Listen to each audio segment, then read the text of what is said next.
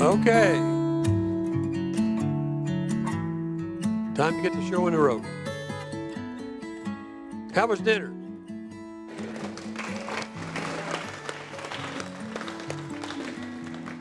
Well, Donna disappeared again. Donna, there she is back. Donna, thank you very much. Appreciate it.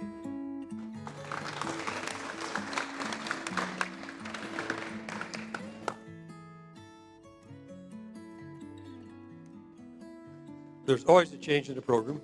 Unfortunately, we had planned to have Mark Matthews up here as well. Mark's not feeling well. He's under the weather, so he's not able to make it tonight. But in order to convince Dany to do this, he had to have a straight man. Or crooked one, I don't know. I think he said straight, I'm not sure. Anyhow, obviously the first person I thought about was Justin. I went down and talked to Justin, and he graciously agreed. He immediately called Dany on the phone, and I think he started making notes that day. But anyhow, I'm going to introduce Dany in just a second. But Justin was gracious enough to agree to moderate the evening, and I'm going to ask him to come up, and he can go ahead and get seated up here, and I'll get this thing out of the way in just a minute and turn it over to him. The plan is for him to ask Dany a few questions, a few lead-ins.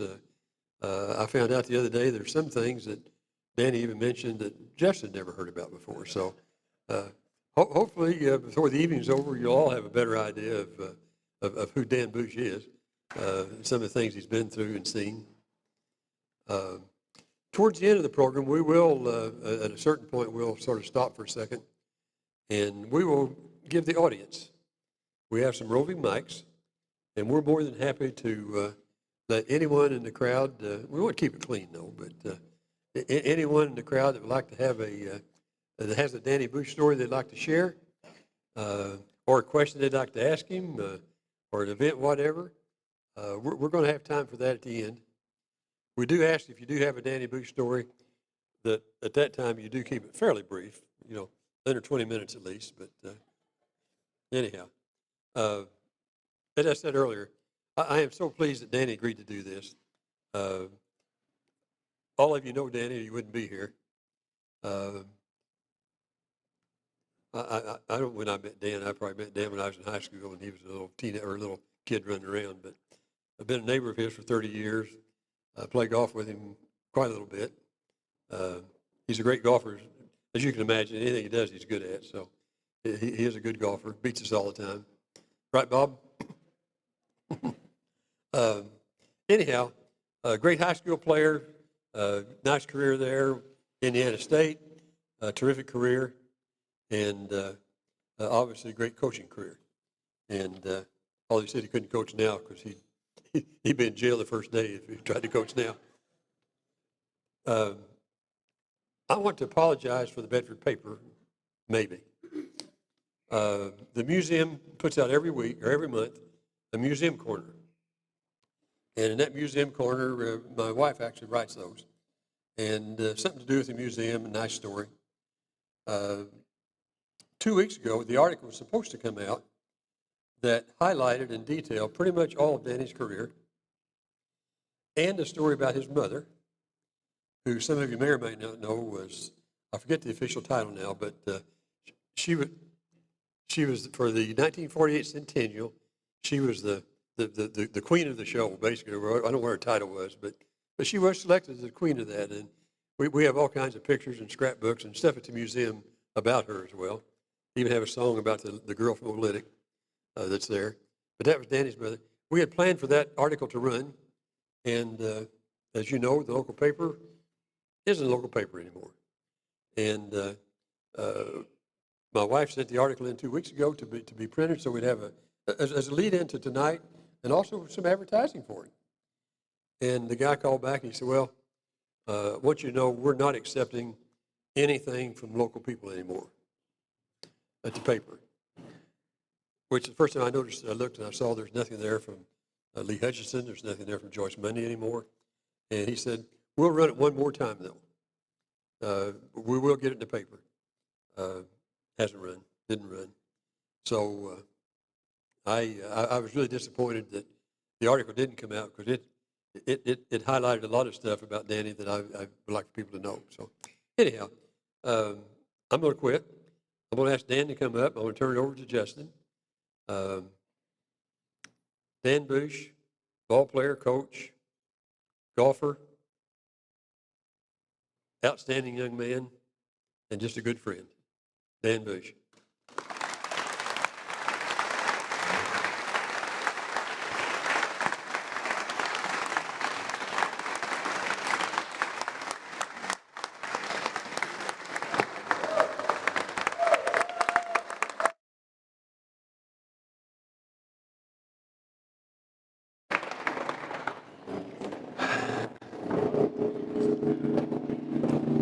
We've sat next to each other on golf carts for 20-some years, so there's better be some stories you haven't told me yet.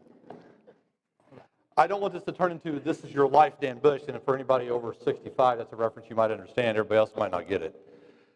But one of my favorite verses in the Bible is, a prophet hath no honor in his own country. And I believe this applies to the man here to my left. I've interviewed a lot of famous coaches, a lot of great coaches, and Dan takes a back seat to no one. Just briefly, his basketball career. Olynyk 1968 graduate, 1,462 points. Indiana State, 1,102 points. B&L basketball coach, 1981 to 93. 8 sectionals, 4 regionals, 3 semi-states. 1990 state champion. All-star coach, 1990. He retired with 226 career wins, as was inducted into the Indiana Basketball Hall of Fame in 2000. A lot to live up to.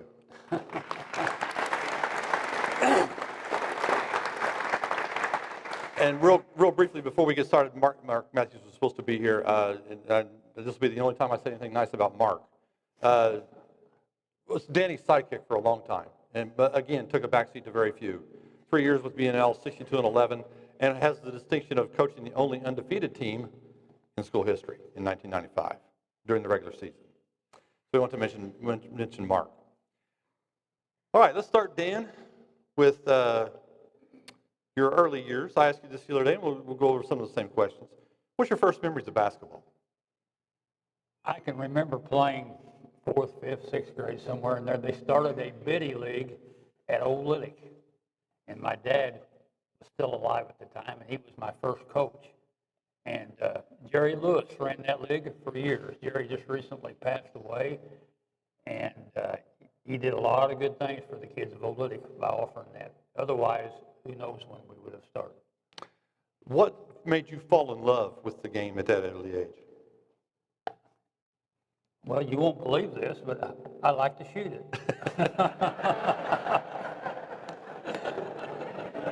You couldn't tell that by the way I played, but no, I really don't know. I just started playing. I enjoyed it. And my dad, I assume, that's what I've always heard, was a pretty good player when he was in high school, when they could get him to go to school. But I don't think he graduated. He ended up getting his degree, GED, while he was in the Army. And so I'd say he was probably my first big influence on playing. Olynyk High School, 1967 sectional champion and 68 sectional champion, I believe. Talk about the influence and your first impressions of Bob Masterson, your high school coach. I've heard a lot of stories about Bob Masterson. Well, Bob was a great coach. He didn't put up with any nonsense. He probably wouldn't last very long today. But he was one of the first coaches in this area, high school coaches anyway, that used the full court press, which John Wooden at the time was making very popular at UCLA. And we would practice that press almost an hour a day in practice. And so some of my high school teammates are here, and they're sitting back there at the back table. And we really had a good team, a good bunch of guys. My senior year, we went undefeated during the regular season, lost to Holland in the regional. They were undefeated at the time. We averaged, I think, 91, 92 points a game. No three-point shots back then, but we would press from the time the ball was tossed up until the game was over. He didn't show much mercy unless you liked the other coach. And I remember one year we were playing Bloomfield, and Guy Glover was a longtime coach down there, and him and Bob were really good friends. And we played the first half, and it seemed like we played the whole first half on our end of the floor. We just steal the ball, lay it in. I think we were ahead like 60-11 at halftime, and they were, I think, undefeated at the time. They were like 10-0.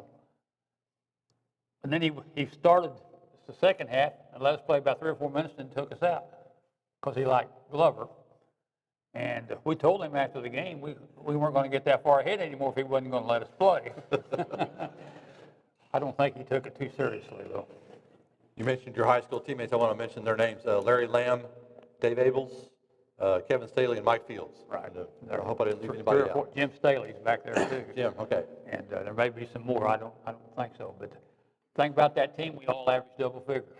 Every starter averaged double figures. So, and we played Floyd Central one evening and scored 131 points. And my friend, and he is a good friend, Joe Hinton, a lot of you know Joe and his exploits as coach of Floyd Central, was the coach then, and I later coached against him. And I can remember him, one day a newspaper guy asked him, how good was Damon Bailey when Damon was there at B&L? And Joe's comment was, well, he's a lot better than his coach was, and his coach got 49 against me one night. 131-71 was the final of the Floyd Central game, 131 points. And you mentioned that team. I believe that was the year or 2 years before that they went to the state finals, known as the Super Hicks. They were a very good team. A lot of those kids were on that team, but they were freshmen and sophomores that year. So it wasn't a slouch that you beat by 60 points. Well, they scored 71, so we weren't shutting them out. So they, the thing I remember about the game, we scored 131 points and we made 2 turnovers. And they asked, I remember asking Bob Masterson after the game, said, you only had 2 turnovers. And his comment was, well, when you're scoring 131 points, you don't have time to turn it over very many times. The excitement level of the sectional at that time. It's hard for people to realize, some of the older people here lived through it and know what it was like, but the excitement level for the community, going to games at the old quarry, and talk about that a little bit, what it was like to go through that experience. Well, you know, winning a sectional for a small community like Olytic or any small community was equivalent to winning a regional or a semi-state at a bigger school. And you have to realize in the 60s, basketball was the sport in Indiana. There was very little else going on, and the gyms would be full. Now, they didn't seat a lot of people, but they almost were always full. And, you know, people, you know, they love their high school teams.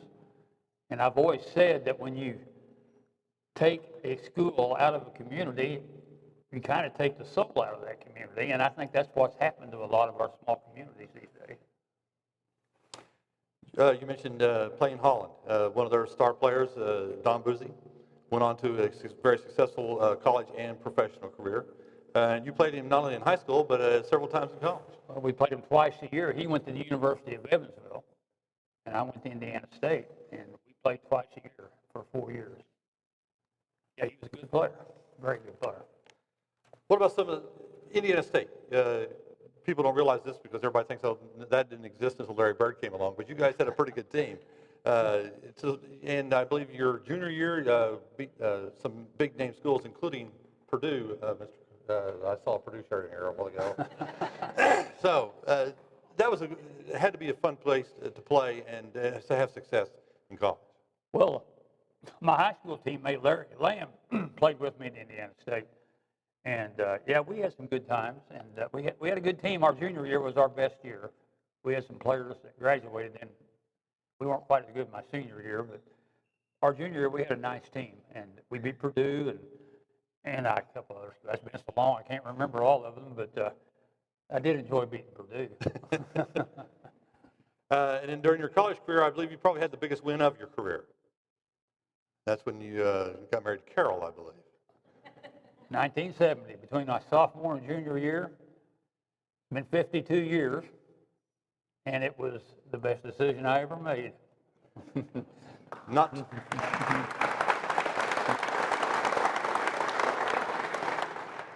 not too many people would rebound for you during their honeymoon either, but that's what Carol did. Well, yes, she did. Not all the time. Yeah.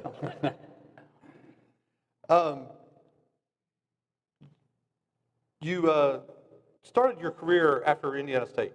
You come back to Bedford, and you immediately, I believe, get hired as a assistant coach at Bedford High School, if I believe. Right. For Coach Manis? Bob. For Bob Masterson, and okay, so for Bob Masterson. How old were you when you became a I assistant just coach? turned 21. Okay. I was, 2 or 3 years older than the kids I was coaching, so Alan Webb there was one of my first team, and that's been a few years ago, hadn't it, Alan? What did you learn during that time? I learned I didn't know very much. Bob was a big deer hunter, and when we practiced on Saturdays, he'd say, "Give me the keys and the whistle." He said, "You got them tomorrow." He said, "I'm going hunting." I said, "Well, what do you want me to work on?" He said, "Whatever you think we need to work on."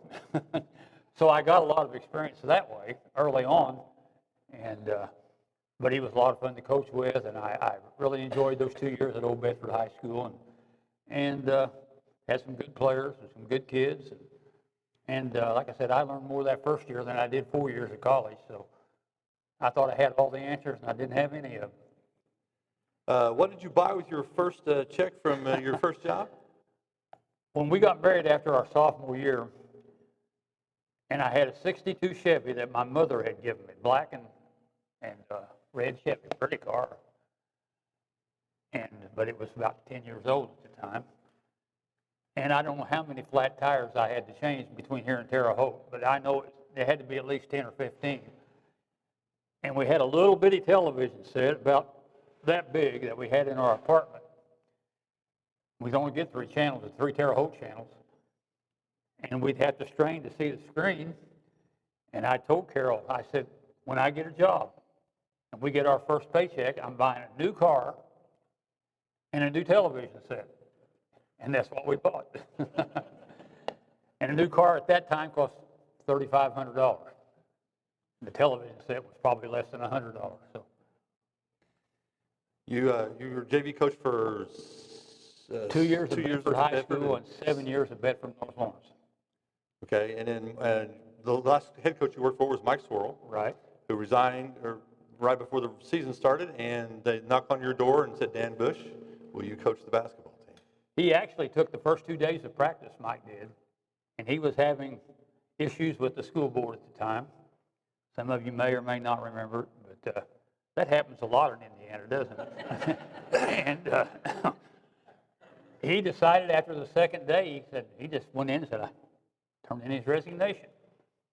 Well, they had a rule or a law, I don't know if it's a state law or just a local regulation they use. You cannot hire anyone for 10 days.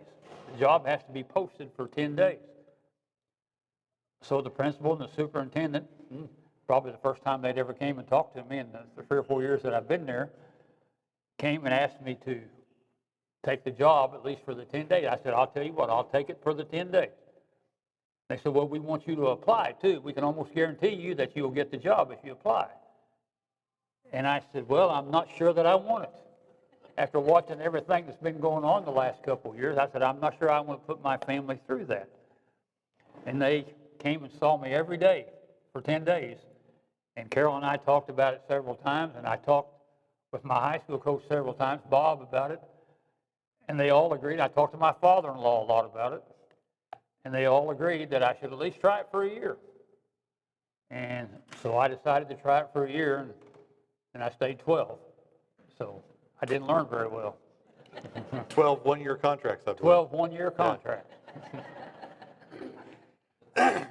You went to the Simmons State your first season. Right.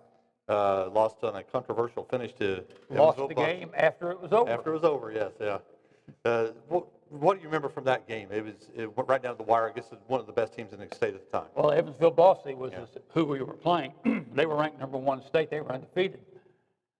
And we had the ball, tie game, going for the last shot. And we worked it around and had a kid shoot the ball, a good shot, good shooter, hit the back of the rim. It was Keith Gilstrap, a good player. The ball bounced straight up in the air, and it came down, and about 3 or 4 players for each team went after it, and the horn went off. So I'm thinking, well, overtime. All of a sudden, the official from back here comes running in and calls a foul on one of our players. He could have called the foul on 3 players from each team if he'd wanted to, but he called it. And we weren't sure if there was a foul, first of all, and secondly, we weren't sure if there was a foul. It didn't occur after the buzzer. So they talked it over, and they finally let the kids shoot the 1-on-1 free throw. And he made them both. The game was already over, so that's why I said, I believe that's the only game I ever lost after the game was over. Of course, we weren't very happy, and You mentioned the other day about sliding over one seat. So the seat for the assistant coach is a little bit hot. The head coach is a lot hotter. Talk about going through that experience. well, as an assistant coach, you practice, you work hard, you play the games, and you go home and don't worry about anything until the next day at practice. As a head coach, you just move over 24 inches. I couldn't believe the difference. They want you're responsible for the junior high team. If that coach isn't playing the right kids, some parents calling you. The freshman team and the JV team, if there's a parent or a fan unhappy, they don't go to them, they go to you. And the most fun I ever had coaching was as an assistant coach. But the most gratifying, of course, was as a head coach. Now, I was fortunate enough that the first 9 years, we had the same coaching staff. Mark Matthews was my assistant coach, JV coach. Dave Abels helped us out several years. And then Rick Flynn and Tom Webb were the freshman coaches. And Rick and Tom decided they'd had enough after 9 years, and we got John Pritchett and Mark Ryan, former players of mine, to come in and coach, and they did it the last 3 years that I was coaching. So we always were fortunate, at least I was fortunate, and then I had really good people working with me. How important is that for a head coach to be surrounded by quality people? It makes all the difference in the world. It makes all the difference in the world, even if they're from Shawswick. That's what I always told Matthew. But Mark was great, and Rick and Tom were great. John and Mark were great. I mean, they were all super. You go through the first 5, 6 years, good success, sectional titles. What at the time B&L was hosting them. And then in 1986, 87, things changed a little bit. The spotlight got a little hotter. You had a freshman and a sophomore come in, and I'll remember this story. You set the team down and said, gentlemen, these boys are going to play, and if you have a problem, you better tell me now. And the rest is history. But tell me about the 2 people that you brought in. Well, the thing of it is, people didn't realize we had really good teams prior to that year. Ernie Lovell and Rusty Garrison and Greg Pittman and Jay Ritter and super. And I'm sure I've forgotten some off the top of my head, but they were really good players and really good teams. But there was this article that came out in Bob Knight's book, or Feinstein's book, regarding a freshman that they said was pretty good. But he couldn't walk and chew gum until I got a hold of him. But no, he came in, he was very good. And the other kids, Ernie and Rusty, and Eric Hughes was on that team, a good player, and Jay, but him and Brent Byer. Brent was a sophomore, and he was a really good player. And I just told them that first day of practice, I said, these 2 guys are going to play. If you have a problem with that, I said, you probably need to leave. Well, nobody left. And those guys, I mean, they were a fun team to coach. And, Ernie was like a coach on the floor. So was Greg. Jay could shoot the lights out, Jay Ritter. That was before the three-point shot. And Eric Hughes was quite an athlete. Brent Byer was quite an athlete. Of course, Damon, he was pretty Fairly, good. yeah, He was pretty good. Mark Matthews wanted to put him some JV time.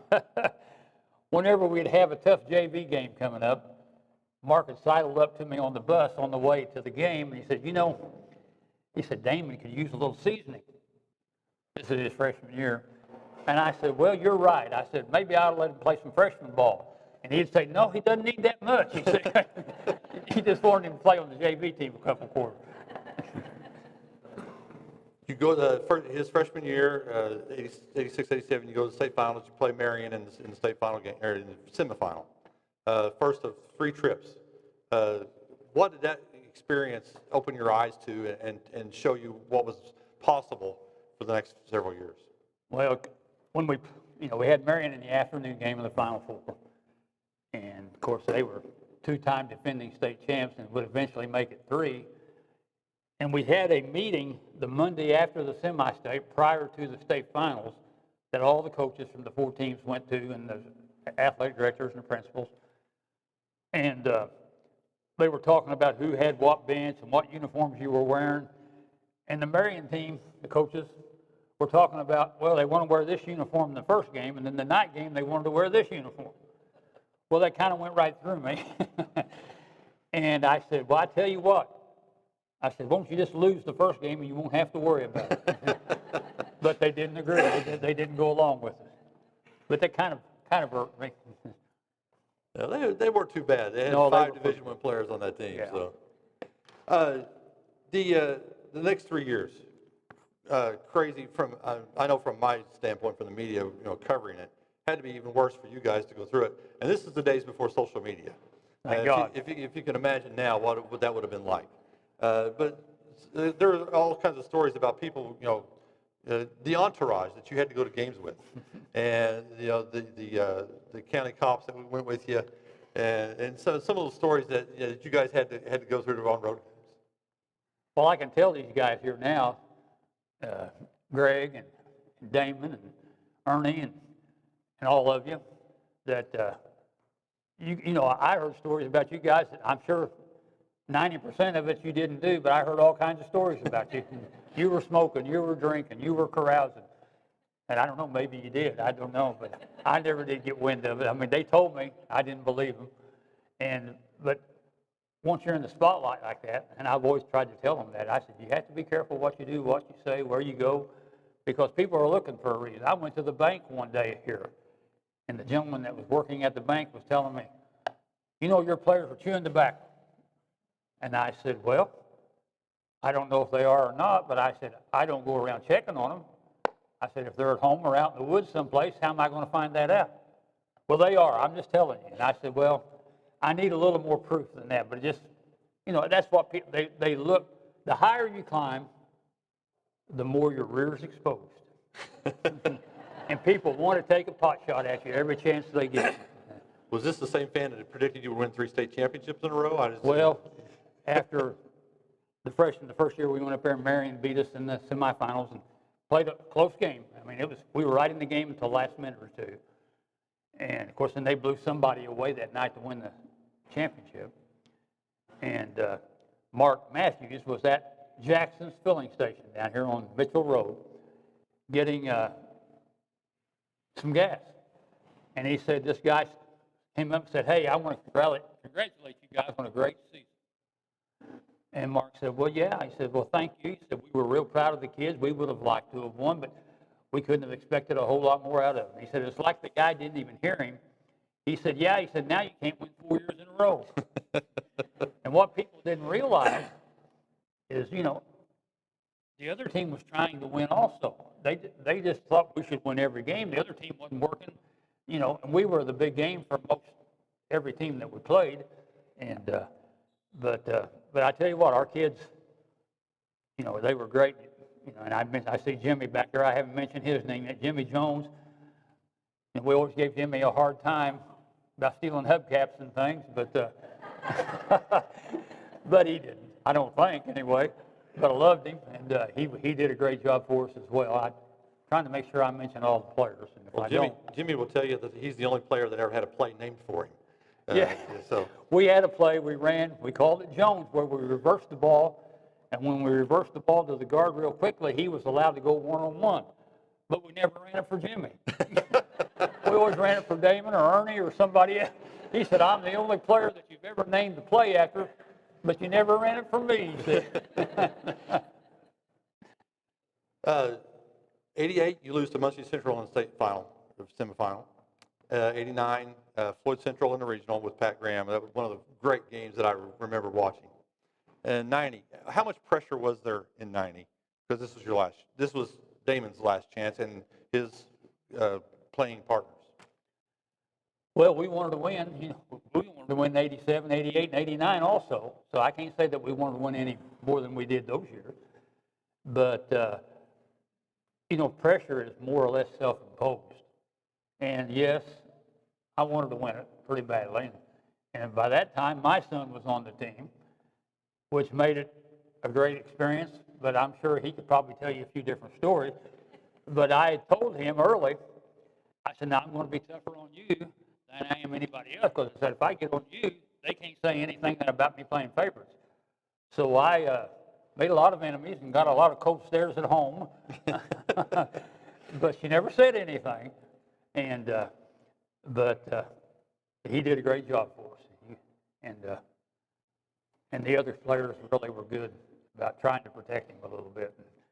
I know Damon several times would get in front of me when I'd be saying something down, and he said, we're all right. He said, we're all right. The thing that stands out about the state championship team the most, and I'm not just saying this because they're here, but how many people were on the National Honor Society of that team? So they were nine of the 12. 12 were in the National Honor Society. So very smart kids. And I don't know who brought the average down of the other three, but okay, all right. They were smart. You just had to tell them one time, generally, explain it one time. And well, I always remember when we were playing those years, and late in the game, we'd be way ahead in several games, and we'd take the starters out, including Damon. And they come, as soon as he started walking toward the benches, half the crowd would leave. And we always thought what we were going to do one night, never did because I didn't want to show up the other coach or the other team. We was going to take him out, and then as the crowd got up to leave, I was going to put him right back in and see how many stopped and came back in. And I would have done it, but I didn't want to rub it in on the other coach. So I'd been in his shoes before. So, well, you also took him out before he could break your county scoring record. I heard that about 1,000 times. Yeah. Hey, if you can't do it in 30 minutes, you can't do it, Yeah, I heard that too. That's not true. But he had 51, I think. 51, yes. Jeffersonville, I think, in the regional. Now, I think my high game was 52. 52, yeah. So again. So yeah. after the game was over, that's the first thing I heard. I had no idea how many points he had. I just wanted to get him out of there before somebody tried to take a pot shot at him and hurt him. But I heard about it. Besides the state championship game, which I've gone back and watched those last 3 minutes on YouTube multiple times. Amazing finish to that game. But any other games that stand out during that season? The Hall of Fame tournament at Assembly Hall, I believe, playing Lawrence North. And the game at New Albany, the only two you lost. I hate to bring those up, but there's only two you lost the whole season. But there were other. What about the 29 we 29 and won? 1, yes. Yeah, 29 and 1. But any other games that stand out besides the state championship game? Well, I can remember the state championship game looking at the clock. It was about 2:38, 2:40, something like that. And we were 6 down, but I still felt like we were going to win. Now, there were some games, I'd look up there, we'd be ahead 15 points with 3 minutes to go, and I wasn't sure we were going to win. But for some reason, I still felt like we were going to win that game.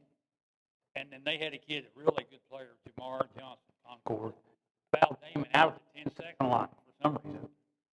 And he fortunately made both free throws to get us right back in the game. And then they came down. I thought, well, they're going to hold the ball, spread it out. And they shot the ball very quickly. And we rebounded, got a fast break, and got a 3-point play. And we were back within 1 point in about 30 seconds. So and then from that point on, it was back and forth. And fortunately, they didn't make any of those 3-pointers they took at the end. Yeah, there was about 5 of them launched in the last 10 or 12 seconds, I believe. Some of them were very good shots, Yeah. just throws. And I know a lot of people say you're supposed to foul. That's what Dick Vitale would have told me. But I don't like that because I think that gives you a chance to lose. You foul him, he makes the 3, hits a free throw. He gets 3 free throws, makes 2, misses the 3rd one. They rebound and score. You're behind. So I don't like to do that. I know a lot of coaches do. Now, if one of those would have went in, maybe I would feel differently now. What did winning the state title mean as a coach, but also we saw the impact of the community for the community. Our mayor named us the basketball capital, not of the state, of the world. So what about the impact of winning that state championship? Well, I think it brought the community together. I think all 4 years there really brought the community together. That first year, that team was a very likable team, and all through them. Next year, a different team, different makeup, but they really gelled, played together. And then our junior year, we lost in the regional in overtime to Floyd Central. But that team was a very good team as well. And, I can still remember Jamie Cummings, Jamie's here someplace, hitting a three against Floyd Central in the regional, tying it up. And I can remember to start the overtime, they got the tip. They had 3 giants on the team, 6'8" or better. Pat Graham came off a screen, and he was 2 or 3 steps behind the top of the key. And he turned in midair after he caught the ball and started to shoot it. And I thought, there's no way he can make this. I was glad to see him make it. But he ripped it. And that kind of put us behind the 8 ball the entire overtime. We were 2 or 3 behind the entire overtime.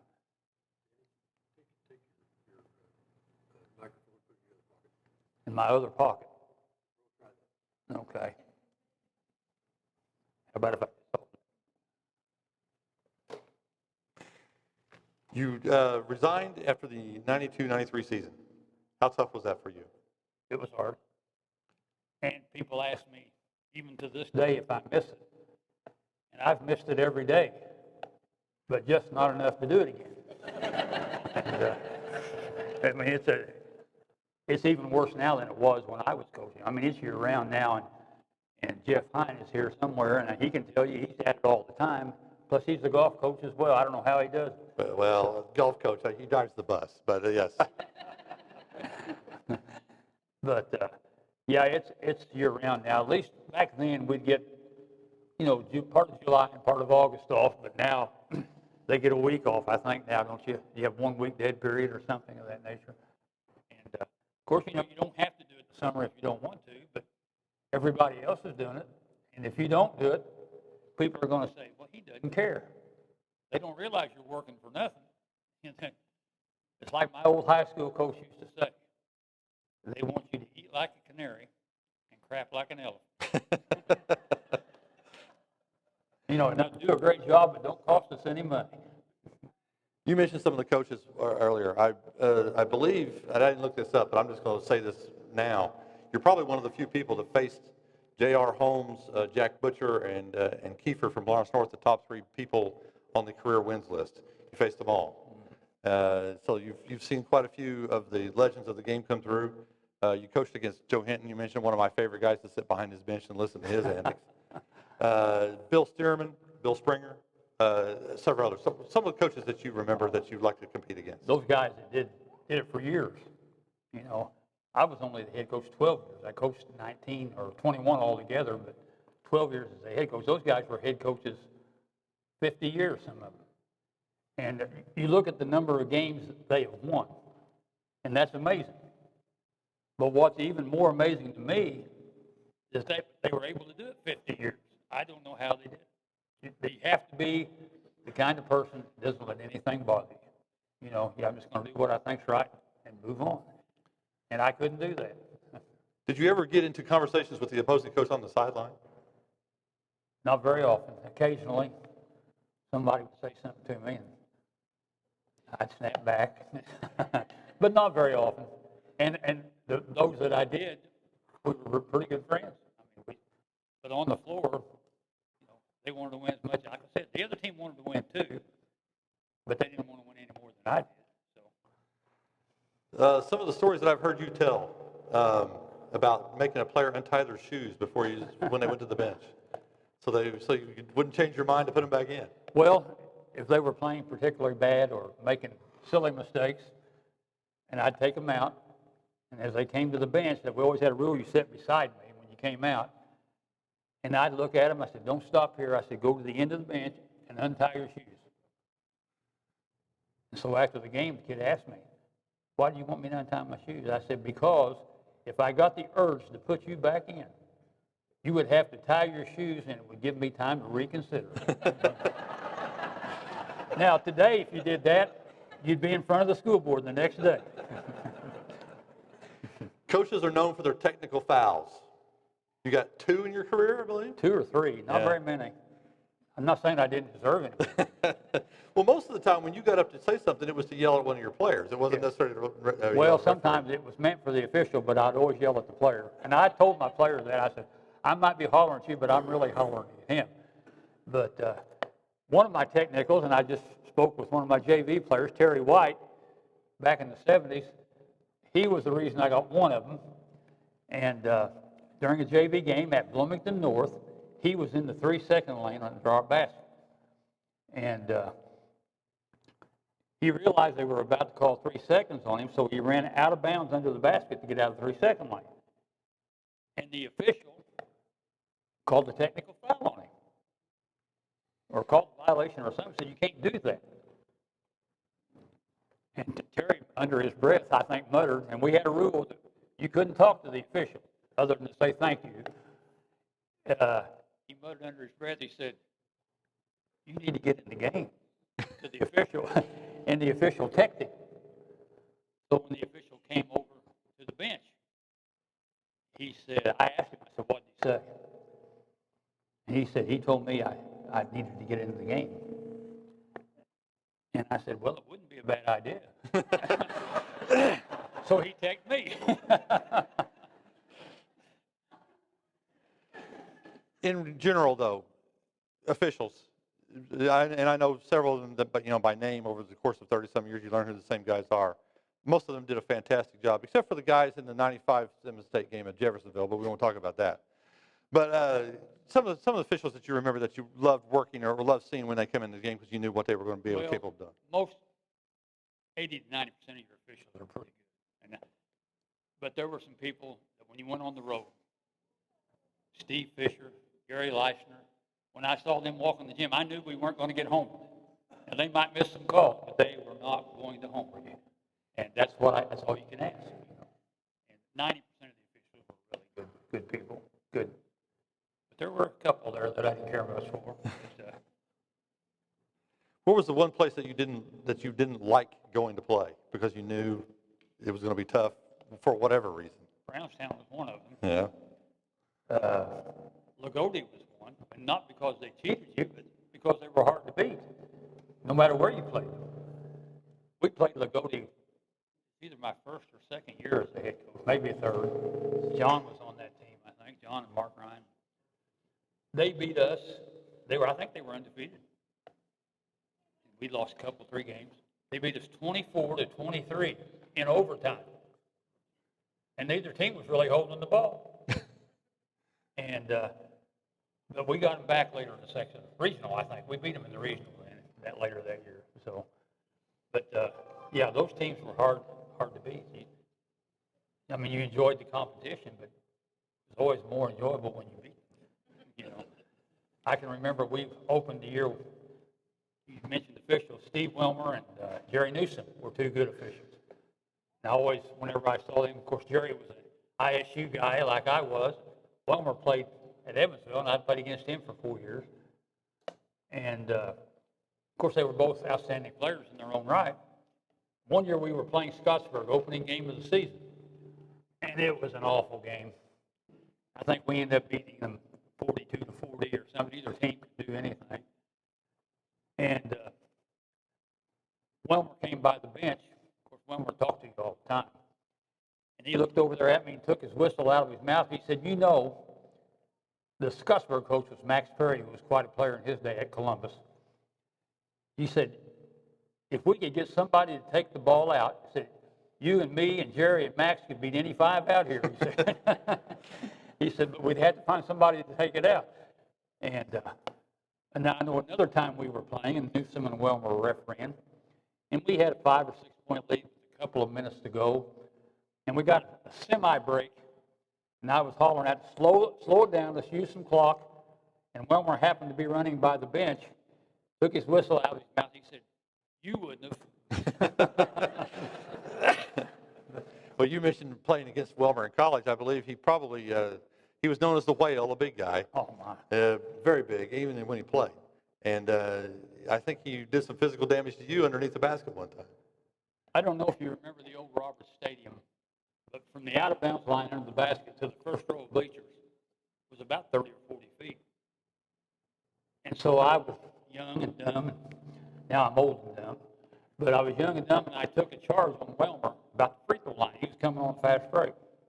He weighed about 300 pounds, but he could run like a deer. And I slid all the way to the first row of the bleachers. And I thought, I don't think I'll do that again. Some of the other people that you've come across, and I know this happened while Damon was being recruited by Indiana. Your interaction with Bob Knight.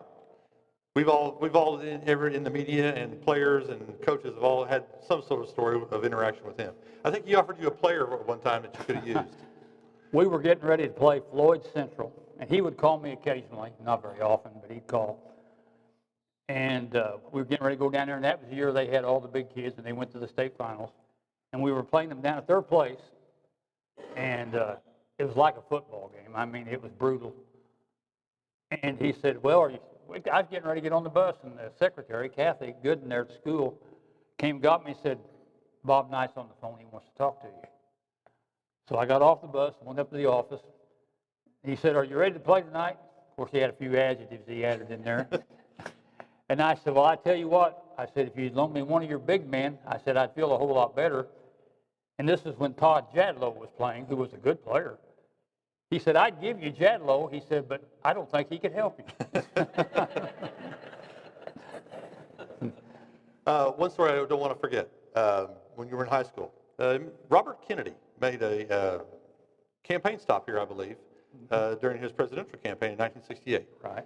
And he used you as a designated shooter. I don't know why, but... Well, it wasn't pass. But we presented him with the ball. First of all, my high school coach, Bob Masterson, was a Lawrence County campaign manager for Bob Kennedy. I don't know how he got into that. But they had him, he was going to make a speech in Bedford during the Indiana primary. And Bob got him to stop on his way from Indy to Bedford, I guess, at the old lady school right there on the main highway then. And we presented him with the ball. Our team was undefeated, and he wanted to give him a ball. So we had a ball, we all signed it and put, Old Lady Bearcats 23-0 or something of that nature.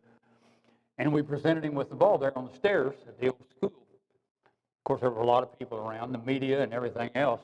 And they all wanted him to go down. There was a goal just 30 feet away, wanted him to go down and take a shot.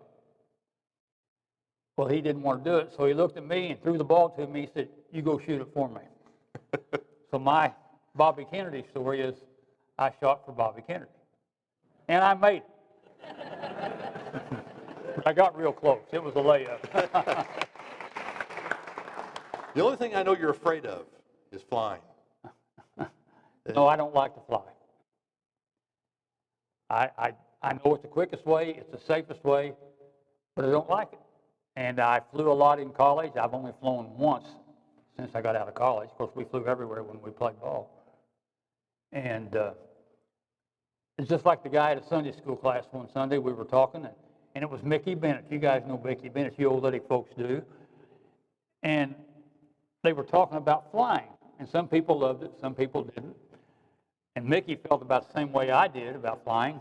And they went around, they asked, what do you feel about it? Mickey said, I don't like to do it.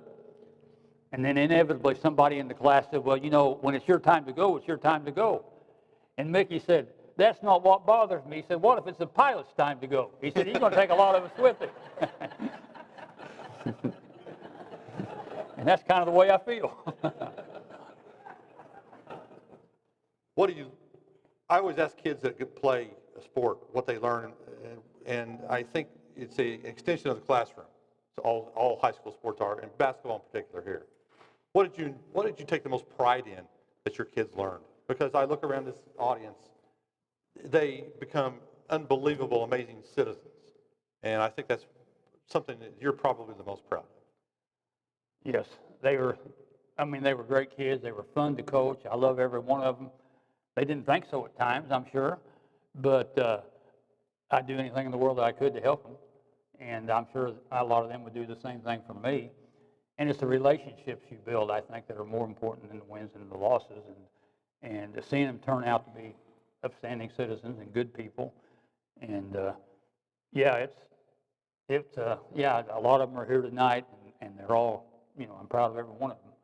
And I love every one of them. And like I said, they didn't think so at the time, anytime. I know Jimmy would always tell the story. Whenever I'd get up and motion him to come to the bench, Jimmy would say, he'd be walking. I'd see his mouth moving. I said, what are you saying? Nothing, he said, Coach, nothing. Later on, he told me what he was saying. But they wouldn't look over there sometimes. And then I had to get one of the other kids. I said, get him over here. And they'd be muttering something as they came over. But we always had a rule, our players, when the referee handed them the ball, you say, thank you, sir. You don't complain. I'll do all the complaining. Don't be a drama queen out there. Don't put on a show. I said, officials are going to make some mistakes. I said, it's my job to get on it, not yours. It's your job to play. It's hard enough to play. Now, I know it's impossible to play and referee. I said, now I can coach and referee, but you can't play and referee. So I was always proud of the way the kids handled themselves when they'd get a questionable call. And they'd hand them to the official. And here's what I always told the kids. I said, when they hand you the ball for a free throw or take the ball out of bounds, you say, thank you, sir. And, late in the game, I said, officials are human too. It's a close game. And it's a 50-50 call as to whose ball it is. And this one team has been belly aching and crying every call. And this other team is saying, thank you, sir, every time they hand you the ball. I said, they're human. They might just give you the call. I said, now they might not, but they're more likely to than if you were complaining all the time. So that's always the way we kind of looked at it.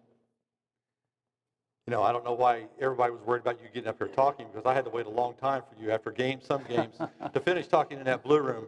Are there any conversations that took place in that blue room that could be repeated? Because I'm pretty sure a lot of them were meant for ears only, and your son is squirming right now. So, well, now I'll say this: I didn't use bad language, but I got pretty vocal sometimes. But not to say that I didn't want to use it sometimes, but I didn't. And yeah, there were some. I know we went to Bloomfield one year. I think it was Greg was a senior, wasn't it? And they beat us by the only game we lost all year until the state finals. And we led most of the game, lost at the end, and they had a good team. They had a real good team. And we talked for a long time after that game.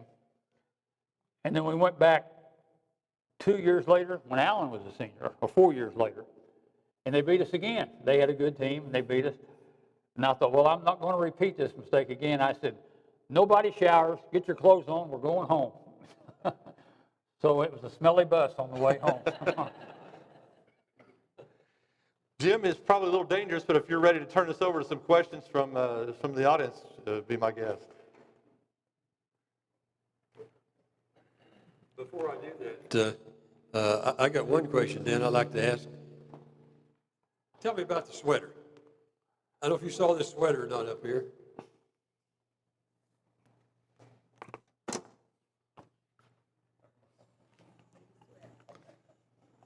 Well, it's a classic. I had a habit.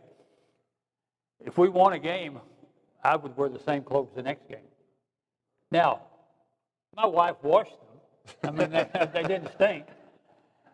But during the state tournament, this was a sweater that we won. This was a sweater I happened to be wearing. And I remember we played in the regional. That's when you played 2 games. We played at Seymour, and it was hot, hot, hot. And I had sweated all the way through that sweater. And somebody asked me if I wanted to change the clothes. I said, no. I said, I'm not changing. And that was the night that Damon broke the scoring record, I think. And then in the finals, state finals that year, when we went to the final game, and it was a hot day that day too, as I recall. At least it was hot down where I was at. And they asked me if I wanted to change clothes, and I said, no, we're not changing clothes at this stage of the game. And So that's the story of the sweater. Well, anyway, after we had won the state, they had a pep session the next day, and whoever the booster club president was, the teacher that sponsored it, called Carol, unbeknownst to me, said, "We want you to bring that sweater. We're all tired of looking at it." So I didn't think, of course, that was the last game, and I wasn't looking for it. And a week or two later, they brought it back in that case like that and put it up on the wall down there at the house. And they said, Carol said, they told me they were tired of looking at that sweater, and they were going to put it up on the wall so you couldn't get to it again. Well, there was the next year or two, we lost a game or two in a row. I threatened to get the sweater back out, but I didn't. One other question before I turn it over to the audience. Do you have any really good Bob Knight stories during recruiting that you can repeat? Like I said, I didn't talk to him a lot. Damon has a lot more of those stories than I do. But he came down once right before a game and wanted to talk to me. And I said, Coach, I've got a game to get ready for. He said, it won't take a minute. So we stepped into the driver's ed office and talked, and he talked. And of course, now, talking to him is real interesting because he is an intelligent guy. But the language, I mean, he doesn't mean anything by it. That's just the way the man talks. So it was just him and I in there. So he wasn't trying to impress anybody with bad language. That's just the way the man spoke. But he was very interesting to talk to. And so I had no problems with him. I didn't have a lot of contact with him. But, like I said, Damon, you'd have to ask Damon about all those stories. I'm sure he's got a million of them. Okay, if anyone has a Dan Bush story they would like to add or a question, raise your hand. Go one, right. Oh, right back here. There you go. Coach, this is not a question, but it's more of a statement, I suppose. You're a much beloved coach, and I would like to ask all the players that played for Danny Bush to please stand and be recognized. If you played for Dan Bush, stand up, please.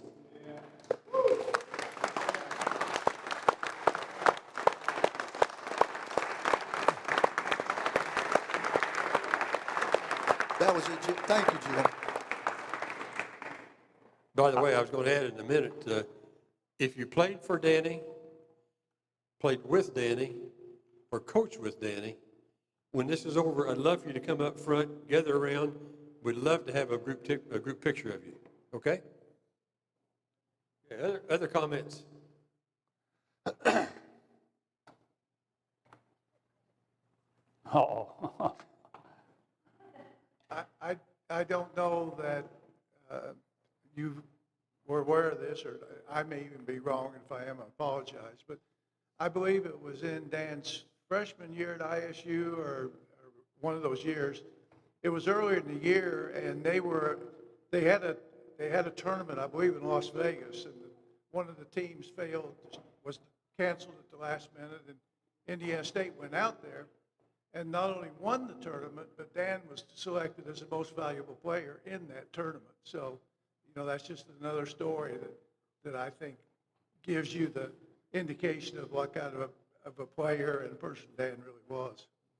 That was my junior year, and we went to Las Vegas and played UNLV in the first game, and we were just kind of a throw-in. They thought, well, we'll play these guys and then play in the championship game. Well, we beat them by 2 points, I think. They had a heck of a team. And then the next night we played University of Tulsa, and they had a really good team. But they had been out after the first game partying all night. And we thought we'd seen them, and they were, some of them 3 sheets to the wind. What happens in Vegas stays in Vegas. So we thought coming into the next game, we had a chance to beat them because they weren't ready to play basketball. And we beat them pretty easily, as I recall, in that championship game.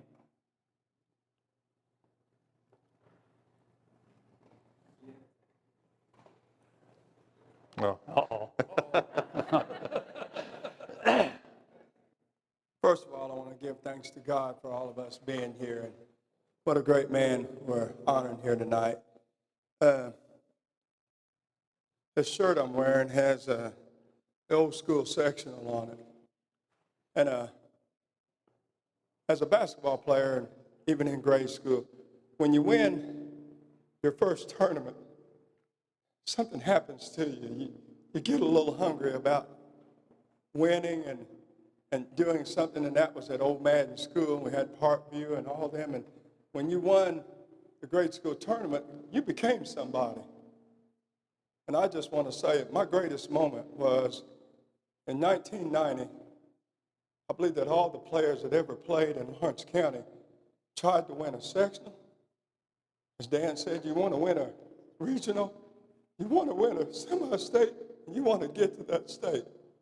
There was never more of a proud moment for me, for Lawrence County in 1990. And I want all those guys that played, Joseph, Damon, you guys stand. Would you stand up? The guys were on that team, and some of them are not here. My old buddy Paul Stevens. I know they want to be humble, but you need to get up. Get up on your feet. All right? Get up on your feet. You brought Dan, you took the team, and you brought a championship back to Lawrence County, not to Bedford, helped build it. You brought it back to Lawrence County. And there was never more of a proud moment for me than to know that I was from Lawrence County and we were state champions. Thank you, Damon. Thank you, Dany. And I love this community, and just thank you, Damon, for doing that. Because I asked God during the summer if it would be possible to let Damon and the B&L Stars win the championship. I got what I asked for.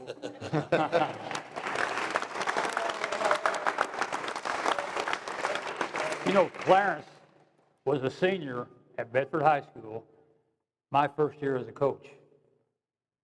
And Clarence is quite a player, a very good player. And you know the thing about Clarence, and he probably, maybe he told some of you this, he went to Tennessee Tech on a scholarship, transferred to the University of Evansville, and was redshirted the year they had the plane crash. Otherwise, he'd have been on the plane. Thank God he wasn't.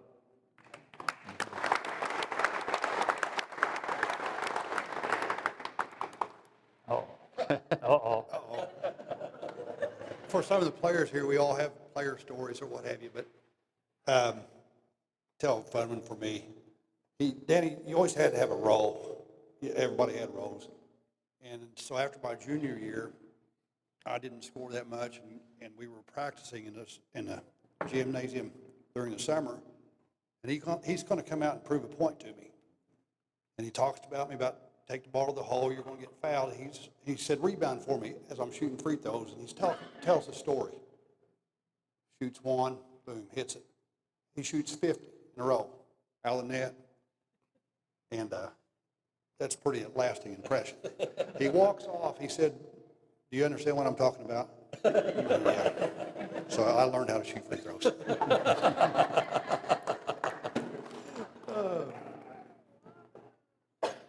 Got to be more stories, more questions.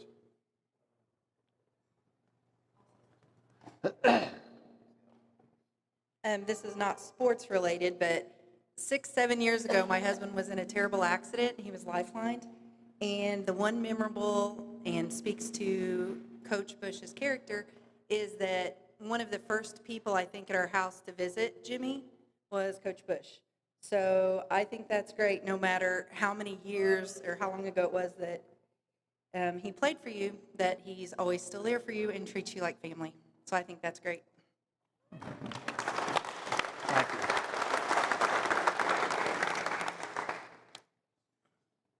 There we go.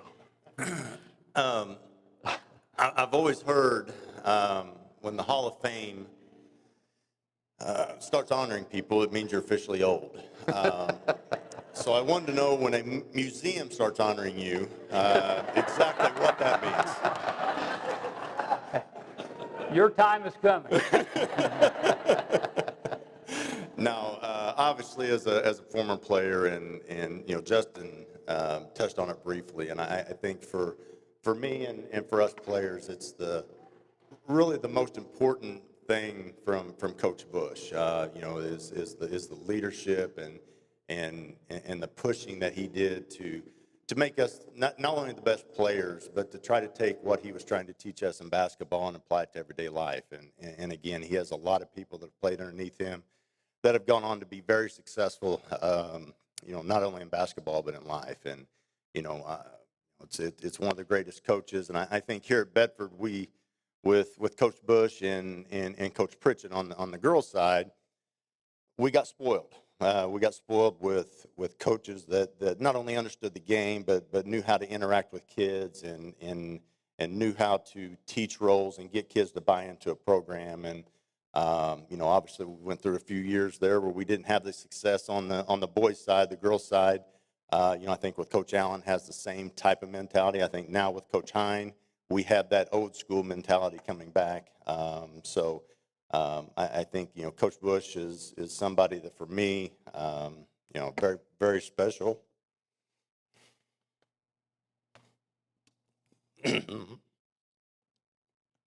Very special person in my life. But I do have one fight that I'm in the middle of all the time. And I want you to settle it. So 1990, I'm not going to ask you who your best team was, who your favorite player was, but 1990 and 1987, which team wins? I don't know that. I'm not answering that. They were both very good teams. And I love the players on both teams. And I want it to remain that way. You guys can argue amongst yourselves all you want. Brad Dole on that team. Yeah, no, yeah, he was. Numbers and points and win. How do you do that? You keep. What I shot in golf last week, I can't tell you. Did anybody else feel that way? How does he remember all that? I think it's amazing. I hope you can do it in 10 years. Well, I hope I can do it in 10 years.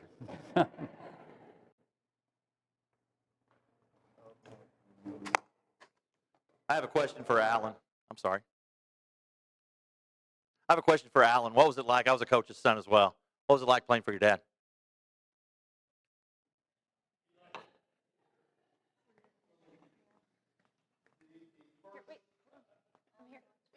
So the first Saturday after all the tryouts were over, my sophomore year, Damon's senior year, first Saturday we went live, scrimmaged in practice, went up and down the court. The first week of practice was always defensive drills and shooting. Nothing, no scrimmaging, anything like that. So Saturday, you're torn because you got to go practice on Saturday, but at least you get a scrimmage and not do these stupid drills all the time. We go live. We're in the auxiliary gym, and I was shooting it pretty well that morning. And Brandon New, the manager, came over to me and said, or as we were getting ready to run at the end of practice, came over to me. He said, "Man, you hit 11 3-pointers in there today." I said, "Okay." Well, we scrimmaged for quite a while. Of course, he was on me the entire time. You would have never known I hit 11 3-pointers. So we got in the car to come home, and he says, "How do you feel you did today?" Because I was a sophomore. I played no JV as a freshman. Played strictly on the freshman team. And he said, "How do you think you did today?" "Okay, I guess." "Do you think I was too hard on you?" What a loaded question that was. And I said, I don't know. He said, "Well, get used to it." And that was the end of the conversation. After practice, Dave Abels would take Alan and put him through some shooting drills. And Dave said he would make 15, 20, 25 in a row and then miss one and get mad. And Dave said, "Why are you so upset?" He said, "You made 20-some in a row." He said, "The only one Dad will remember is the one I missed," he said. Mark Anderson. I used to be the head football coach at Bedford North Lawrence. If you don't remember me, I was there less than 2 years. But the impact that Dany made on me was incredible. We would have prep period together, and we would ride on some Schwinn Airdyne bikes every day during prep period. And I had to come down here because he's so unassuming in everything that I couldn't believe that they would get him up here to do something like this, so I had to witness it for myself. I couldn't believe he did it. Alan told me he was going to do it. Alan and I are on Facebook all the time, and I couldn't believe he was going to do it. But I want to say this, because I knew him behind the scenes when, you know, the media wasn't there and people like that, and you guys have known him much longer, or before I did. But that time from the 87 season on through the 1990 season, there's been no high school coach in the history of the United States that's gone through with more pressure and had more demands on him than Dany had at that time. And he's still Dany to me, not Dan. And the way he handled it was amazing. There were people in the school, administrators, that were trying to capitalize on it themselves to build themselves up and get them a job. I know that, you know, if Dany wanted to steer Damon to Kentucky or something like that, they would have probably given him a great coaching job or something like that. This is the man that was the perfect job coach for that time. It's incredible. And listening to all this, I think this would make as good a movie as Hoosiers was. And Hoosiers is, you know, acknowledged as the greatest sports movie ever. And I think the story with these guys and what they did. Another thing, these guys that were the other guys on those 4 teams, I was a part of 6 state championship basketball teams in Indiana. And I'll tell you right now, not just Damon, but those other guys that stepped on the court, you won't find a tougher bunch of human beings in any sport than those guys.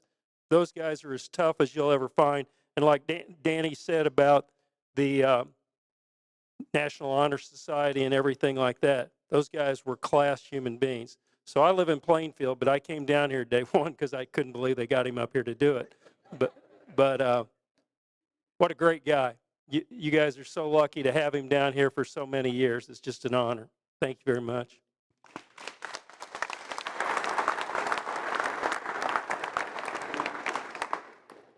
When I'm not gonna sing. When B&L was 1987 through 1990, I was in elementary school, and that was a very special time for kids. You had a lot of pride in B&L. It was exciting to wear the red, white, and blue and decorate your dad's car with red, white, and blue stars and follow the B&L Cruiser to the next game. And I think the root of a lot of anxiety came from those basketball games and how we would, just sit and root so hard for that team. But one of the things you mentioned, the thank you, sir, right? That wasn't just important to your team. That was important to an entire generation of kids in Lawrence County, Indiana. I remember I sat in the front row with my dad under the basket, and he would say, watch their mouth. Watch their mouth when they get that ball. Watch what they do. Thank you, sir. You know, that's how you behave. That's how you act. And a generation of kids in Lawrence County were brought up on Dany Bush's values, even though we weren't players on the team. So thank you for that. And additionally, now I work for IU High School online, so I'm working with students all over the world. And a lot of times they ask me where I'm based, and I say, well, I'm just a little bit south of Bloomington in Bedford, Indiana. And I'm telling you, all over the world, they say, Damon Bailey, Dany Bush, do you know him? And when I tell them I do, it's almost, I feel a little bit like the celebrities that y'all were for me when I was that age. So thank you so much for what you've given to Lawrence County. And now we're talking history and museum things as well. And you've built a legacy, sir, and we appreciate it.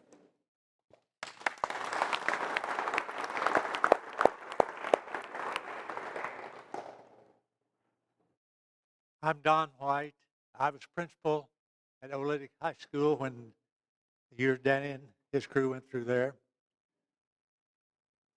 We've been talking about his careers at Bedford North Lawrence and college, but I've got more to tell about his high school since I was the principal during that time.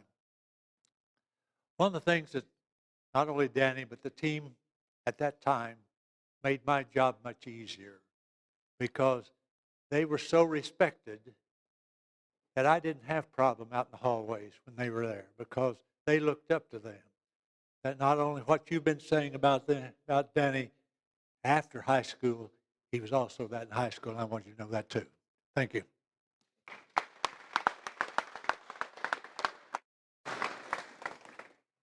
Hi, Dan. You know how bad my memory is, but I seem to remember a story in the golf cart at Hidden Valley a few years ago of you mentioning either coaching or helping with the coaching of a junior Olympics team. I thought people might be interested in that story, whatever it is, because I don't remember the rest of it. Well, it made quite an impression on you, didn't it?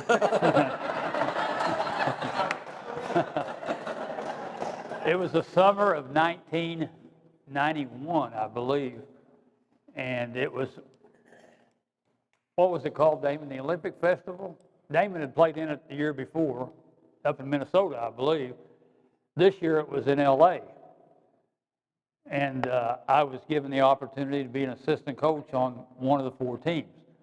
And what they did was they invited kids that had just graduated from high school or freshmen, just finished their freshman year in college, from all the different sections, and had 4 teams, and they played in an Olympic-style tournament.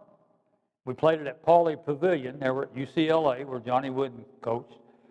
And I thought, you know, this is too good an opportunity to pass up. So I thought, well, yeah, even if it meant flying, that's the only time I have flown since college, and probably ever will. But we went out there, and I had the opportunity. Clem Haskins was the head coach. I was an assistant coach. And the other assistant coach for our squad was a gentleman named Jim Burson. He was a coach at Muskegon College over near Columbus, Ohio. And you may remember his son was Jay Burson, who played for Ohio State, a little guy, really good player. And we sat, the whole time we were out there, we roomed together, and we tried to figure out why would they invite a small college coach and a high school coach out here to do this, for this special honor. Well, we found out. Our job was to make sure the laundry was clean for the next practice. So we had to gather up uniforms and practice gear and to get them to the laundromat and make sure they were back for the next practice. So we ended up winning the tournament, and so I got a call from Burson after we were back home. He said, congratulations, it was a pleasure to get to know you. He said, you and I were named first team all laundry, he said.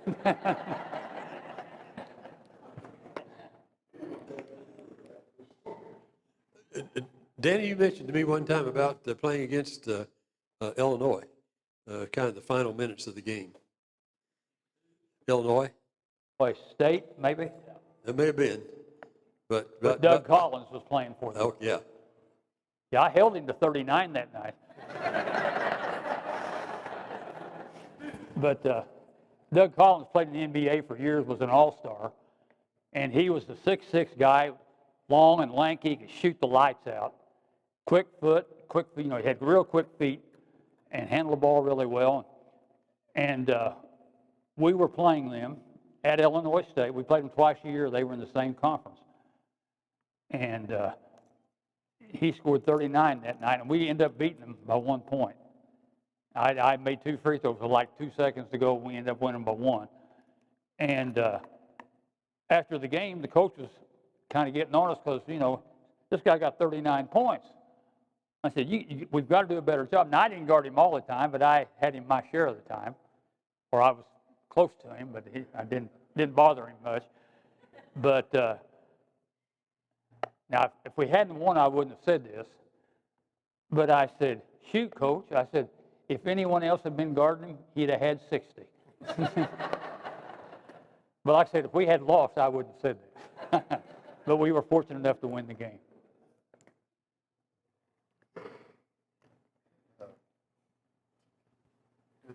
Billy Shepard. Oh, the Bill Shepard story?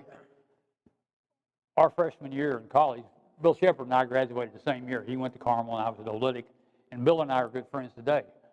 And back when I was a freshman, freshmen could not play varsity ball. You had a freshman team. So we played Butler twice a year, and we played them. We beat them about every time we played them. But Bill, he'd get 35 points, 38 points. And so the next day after we'd beaten him, he got 35 points against us. And I opened my locker to get dressed for practice, and there was a broomstick handle in there. And I thought, what in the world? Didn't think anything about it. Went to practice. At the end of practice, the coach, Fred Fleetwood, you remember him, Larry, he said, "Did any of you guys have broomsticks in your locker today?" And I said, "Yeah, what's that all about?" He said, "Well, I want you to guard that," because he said, "You can't guard anything else."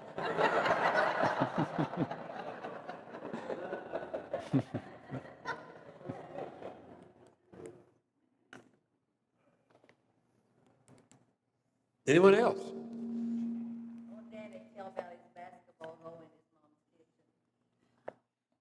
Well, I had a bunch of them. I had coffee cans taped on the wall and shot with a sock. Or I used a wastebasket and used a little ball. And I think I broke a few windows and a few glasses. But Mom never said much about it. She just let me play. So, yeah, that was a long time ago. I think in order to shoot like he did, you have to have really good eye-hand coordination.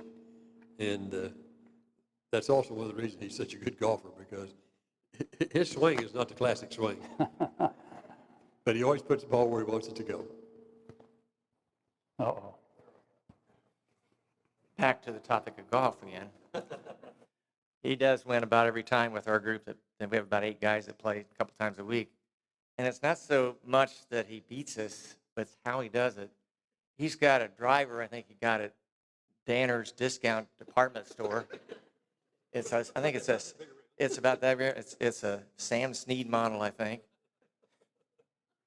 And so we've had some talk amongst us, like, we really want this guy in our group anymore. But then Carol started sending a bag of apples with him, and we've reconsidered, and I think we'll let him stay. And thank you, Carol, for doing that. The only way anyone will play with me. I did tell Carol before this evening, there are some days that you can't make it, but there's really no reason you don't deliver apples first.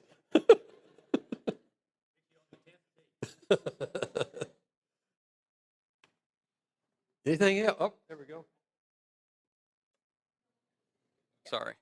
I just came today, obviously not as a former player, but I don't know him as Coach Bush. I just know him as Mr. Bush. And I might be the only student ever who wanted to TA in high school for Max Ramey, Jack Short, and Dany Bush. So I had that honor for 3 years, and I had him for freshman PE, I think, right? You were my PE. So I got to know him that way, and I got to know him on a personal level. So for me to come here tonight, I didn't really get it. I was 10 whenever they won the state championship. I remember watching it on TV and be like, God, I can't wait till I get to high school so we can go up there to that big dome and watch basketball, and not realizing that's never going to, that's really hard to happen. But just for him as like just role models, I mean, somehow my dad says somehow I turned out as good as I did with Max Ramey and Jack Short and Mr. Bush and Mr. Matthews in there. But just to know him and his friendship, and I mean, I still get texts from him. He remembers things. Like, I was a huge Bills fan. I'll get texts like this Sunday to say, "Have a great week, go Bills." And just to know him on a personal level has been awesome, and just the friendship we've developed. And I agree. When the first time I saw him swing golf club, I thought, "Oh my God, what does he do?" And then he can beat me probably too. So it's like, I'm like, how's he swing like that? And Max Ramey, you remember, like, they used to have the lefties, righties, right, with you guys, with Frank Winton and then Max.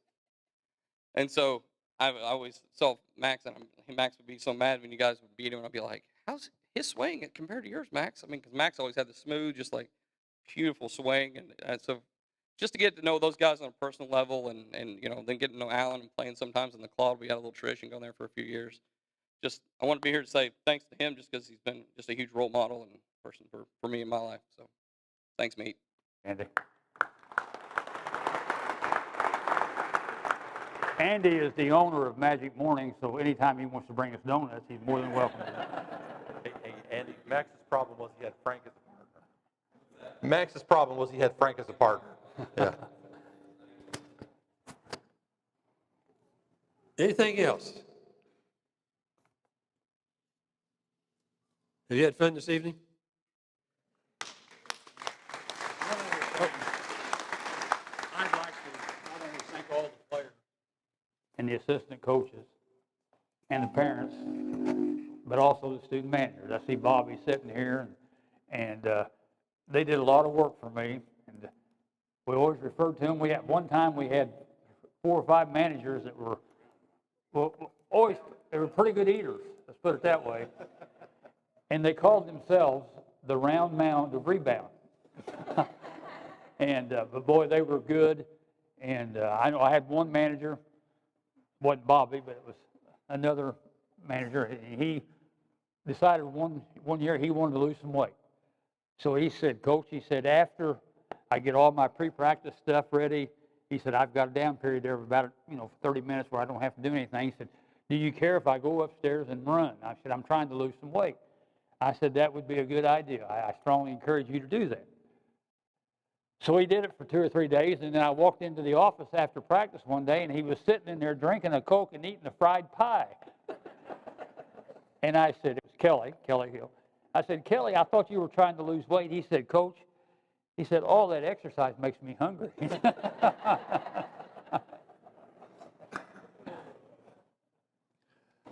My name's Brad Boo. I'm Vice President of the Lawrence County Museum, and on behalf of President Rowena Croston Jaffe and the rest of the museum board, Jim, we want to thank you and your family for all the work they did. Becky, would you and the family please stand up? This event would not have been possible without the Booer family and all their work, so please thank them. Thank you, Jim. Jim's, he's a little bashful. He doesn't. They were the go-getters in this, and I really enjoyed it. Thank you for talking me into it. So Easy to do for someone you love. I did not mention a while ago, we asked players to stand. I should have asked. Student managers, stand. Any student managers? Bobby here. Oh, okay, that's it, got one. How about cheerleaders during those years? Stacy's back here. Sure, there's a cheerleader in the crowd. There we go. I wasn't real popular with the cheerleaders. And why is that, Dan? Because they had to practice over in the cafeteria instead of the gym. Oh.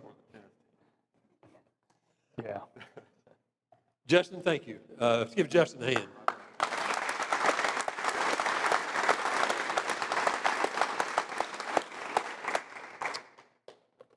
I want to remind you, all the managers, cheerleaders, former players, teammates, played under please come up front and get one group picture. And just before we do that, as we end, let's give Dan one more good hand.